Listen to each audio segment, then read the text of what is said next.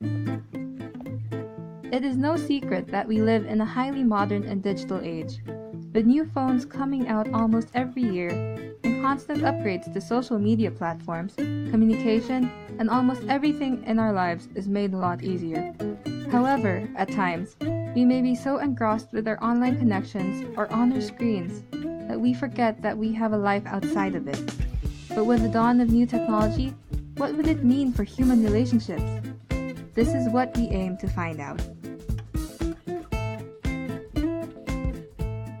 According to data from digital analysts at GSMA, published last 2014, the number of mobile devices are at 7.22 billion, while data from the US Census Bureau puts the human population between 7.19 to 7.2 billion. In addition, data from the Digital in 2017 Global Interview suggests that more than half of the world now uses a smartphone, almost 2/3 of the world's population now has a mobile phone, more than half of the world's web traffic now comes from mobile phones, more than half of all mobile connections around the world are now broadband, more than 1 in 5 of the world's population shops online in the past 30 days. These results were published in early 2017. According to a State of the Mobile Web report released by Opera Software in 2015, the Philippines is the most active on social media, with the average Filipino spending 3.7 hours on social networking sites per day. So how does this affect the average Filipino's daily relationships? That is what we aim to find out. We localized our study and conducted it to residents of Bacolod City. We were able to come up with 62 respondents, and 100% of these admitted to owning a gadget. Most of these respondents own smartphones, with desktop computers and tablets being the second and third most owned gadgets, respectively. The top 3 reasons for using these gadgets are for school projects, for entertainment, and the necessity in one's profession.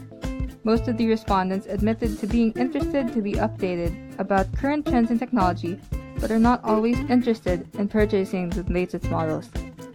Based on the survey, an average Filipino only changes his or her device a long time after the latest model is released.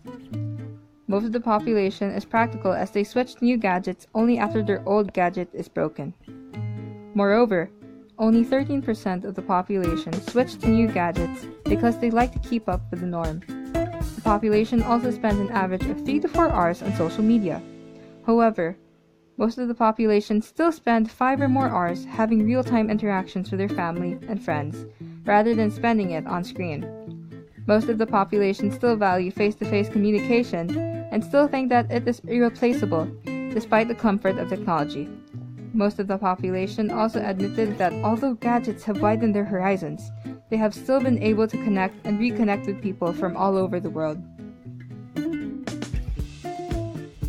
In conclusion, the results showed that the digital age has not quite affected an average Filipino's human relationships. Most of the respondents were not dependent on technology and still choose real-time interaction over online or on-screen interactions. This is a trait that we should all preserve. Although materialism and communicating through mobile devices may be the norm in today's digital age, it is also important to remember that there is a world unfolding outside our screens. So maybe we just have to have the courage to look up from our screens and experience the beauty of the people around us. For ourselves and the generations to come, not let the digital age replace our human interaction.